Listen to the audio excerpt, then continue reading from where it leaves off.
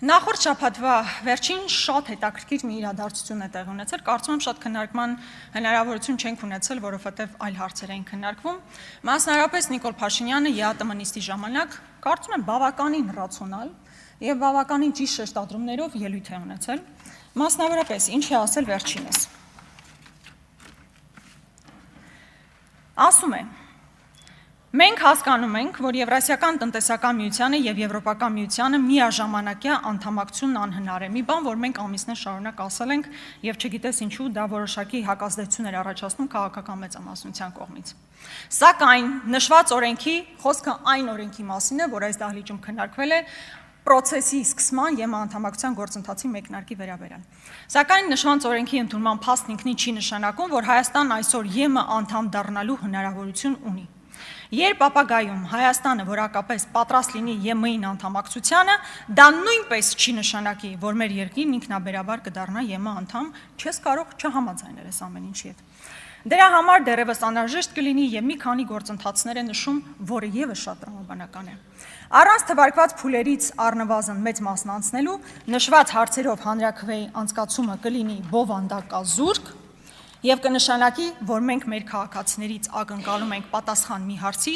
որն այս պահին պարզապես գոյություն չունի։ Այստեղ իհարկե ամեն ինչ շատ ճիշտ է եւ մի նախադասություն էլ ուղղակի դա կնշանակի, որ մենք ակնկալում ենք, որ Հայաստանի քաղաքացիներն ընտրություն կատարեն երկու այլընտրանքների միջև, որոնցից մեկը գոյություն չունի։ Եվ այդ գոյություն չունեցող այլընտրանքը իհարկե ԵՄ անդամակցությունն է։ Ես չեմ կարող չհամաձայնել այս հնչեցված մտքերի հետ։ Սրանք բավականին ռացիոնալ մտքեր են, բայց հարց է առաջանում։ Հարց է առաջանում, այդ դեպքում ինչ իմաստ ուներ դեկլարատիվ այն օրենքը, որով հայտարարվում է, որ մենք սկսում ենք ԵՄ անդամակցության գործընթացը ընդունել։ Եթե դա առաջացնում է խնդիրներ, հարցեր եւ չի տալիս լուծումներ, ինչ իմաստ ուներ այդ օրենքի քննարկումը, երբ հիմա Նիկոլ Փաշինյանն ասում է, որ ԵՄ ալտերնատիվ ուղղակի գոյություն չունի։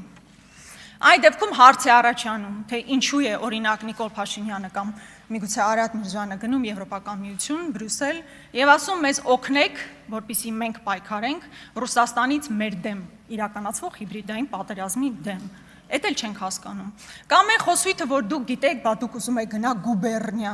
վատոնայնությամբ։ Ես կարծում եմ, որ եթե